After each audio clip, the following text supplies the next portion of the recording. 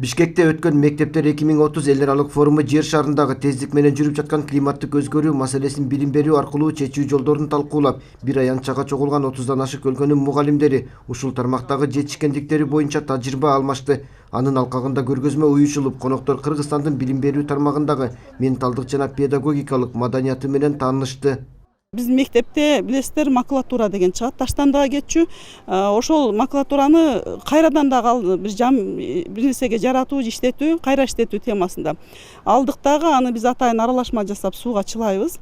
Андан кийин бир топ убакыттан кийин ал жумшарып калгандан кийин аны атайын аралаштыруучу курал менен аралаштырып, майдалап алып туруп, ага отундун тарындысын кошуп, кыш сыяктуу формадагы отун чыгат да. Долбоордо иштеп аткан багытыбыз ушул экологиялык маданияттуулукка чакыруу, туура багыт берүүнүн менен бирге биз балдардын математикалык билимин жогорулатып атабыз. Иш-чарада дүйнө жүзү боюнча билим берүү системаларында туруктуу өзгөрүүлөргө жетишүү багытында мугалимдердин лидерлиги жана инновациялардын маанилүүлүгү белгиленди. Форум өлкөдө билим берүү системасынын калыптанышынын 100 жылдыгына карата уюшулган.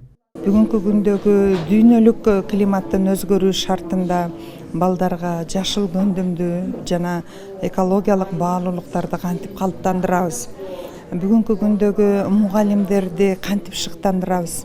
Билим берүү системасына кантип мыкты мугалимдерди келтиребиз жана анын мыкты экенин баалайбыз. Билим берүүдө бул чек жок, чек ара жок.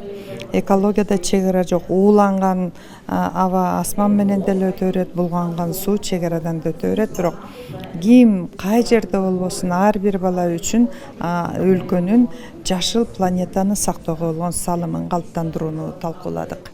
Бишкекте өткөн жыйын түрдүү тармактагы эксперттерди, педагогдорду, саясатчыларды жана лидерлердин башын бириктирди. Алар 3 күн аралыгында ири отуруп, түз кеңешип, кабыл алынган чечимди мектептерге жайылтуу тууралуу бир пикирге келди.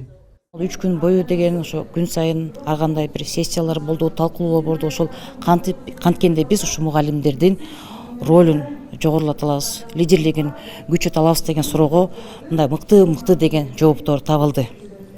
Анан биз ушунун негизинде азыр деген ушулардын бардыгын кандай десем чогултуп, мугалимдер үчүн атайын бир тренингдик программаларды иштеп чыгып, анан ушул 10 мамлекет ушу мектептер 2030 программасы ишке ашкан 10 мамлекетте ушул тренингдик программаларды жайылтууга ошого карата иш алып барабыз.